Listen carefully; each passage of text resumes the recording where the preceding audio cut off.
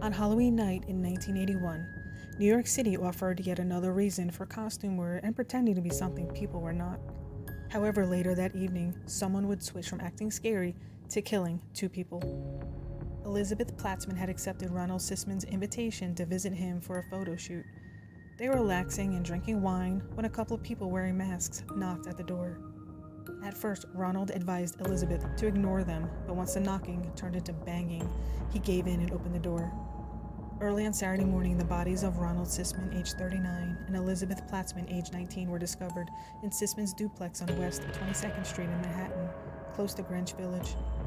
It served as both his home and the base for his two photography studios. The pair had been brutally beaten before being shot in the back of their heads. The location had been ransacked by the killers either before or after their deaths. In a possible attempt to find something, the killers tore apart furniture and other items. The place was so disheveled that it was impossible for the detectives to move around without tripping over something. Sisman and Platzman had several bruises all over their bodies and faces from a beating that must have been extremely long and agonizing. Since there was no forced entry, it had been suggested that the couple knew the murderer or murderers. A .25 caliber pistol with Sisman's registration was one of the things that was missing from the scene. It might have been the murder weapon used on the victims. The victim's driver's license were among the other items missing. Some allegations that Sisman had used narcotics had been made, but nothing could be proven. If this were the case, a search of the house and a motive for the murders may have been known to the authorities. Melanie Haller, an actress with whom Sisman had collaborated, said that he had attempted to coerce her into using drugs, which is where the drug angle came from, and when she declined, he grew aggressive. But since Haller refused to cooperate with police, the matter was later withdrawn. They remained convinced that narcotics were involved and questioned whether Sisman had any monetary obligations to any drug dealers. But it would appear killing him in the way they did wouldn't make sense if nothing had ever been taken from his residence. Melanie made yet another accusation shortly after the first one against Sisman. A Long Island-based movie producer was the target of another claim from Melanie. She said he tried to drug her in that incident, but the allegations against him were also withdrawn. An informant then called the police and told them a very strange story. He claimed that a person he knew had foreseen the murder weeks in advance. So who was this mysterious fortune teller? That person was David Berkowitz. The informant told the police that Berkowitz had informed him a few weeks prior to the murder that his cult would torture and carry out the ritual killing on Halloween. It was a photographer's home close to Greenwich Village, according to his description. After the ritual, they would kill those living there and remove any evidence that may be used against the cult. Sisman, according to Berkowitz, had a snuff film of one of the Son of Sam killings, which would expose the cult and lead some people to doubt that Berkowitz acted alone.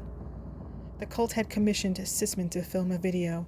However, they had not previously disclosed the plot of the film to him. Sisman did not appear pleased with his involvement when it was all said and done. The cult had heard rumors that Sisman was facing charges for drug trafficking and might use the tape as a bargaining tool. Berkowitz was able to provide a pretty precise description of Sisman's home when the police called him, despite the denials of Sisman's closest friends that he did not know him and was not a member of a satanic cult. The fact that the victims' licenses were taken from them at the scene was one element that could have gone a long way toward proving Berkowitz's assertion that the cult killed them. This has happened in other cult killings where they take personal identifying objects to prove they got the right person. No one has been detained for the killings as of yet. While the state of Texas executed an innocent man, incompetent investigators and a dishonest pathologist let a murderer escape justice. In Amarillo, Texas, on October 31st, 1981, a man broke into the St. Francis Convent. Sister Tadea Benz, age 76, would be assaulted, strangled, and fatally stabbed. Another sister would find her body after Sister Benz did not show up for a 6:30 a.m. mass that morning.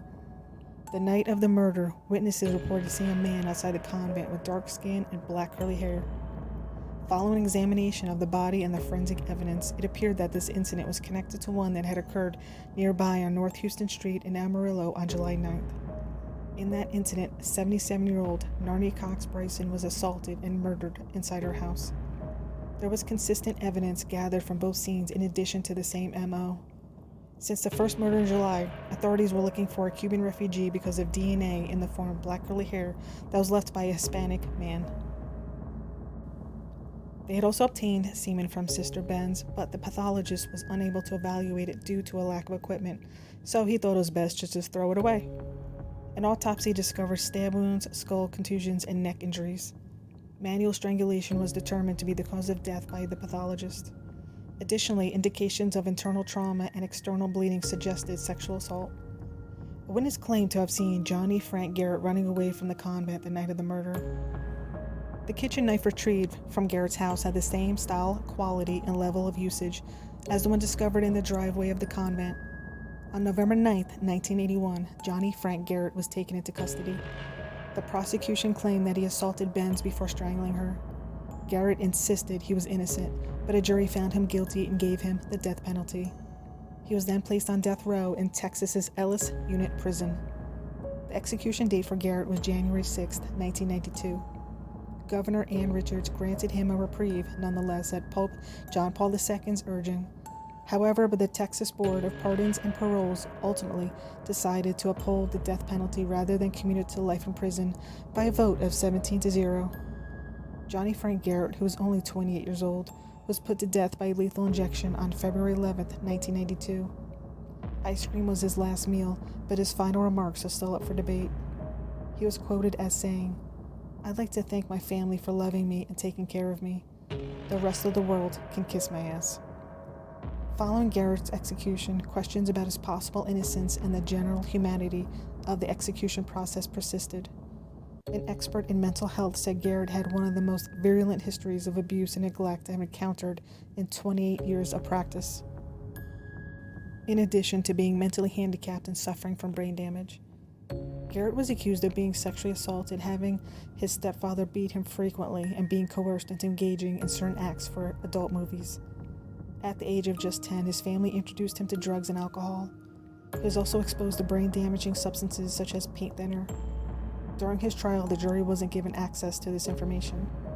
In addition to the abuse issue, DNA evidence discovered in 2004 connected another criminal, Leoncio Perez Rueda, to the murder of Benz.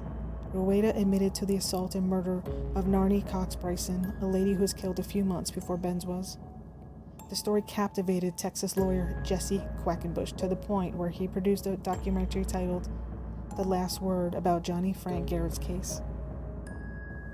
He said that overzealous prosecutors were to blame for the case, claiming that the old and newly discovered evidence of Johnny Frank Garrett's innocence is so compelling it will cause even the most bloodthirsty proponents of the death penalty to shake their heads in doubt.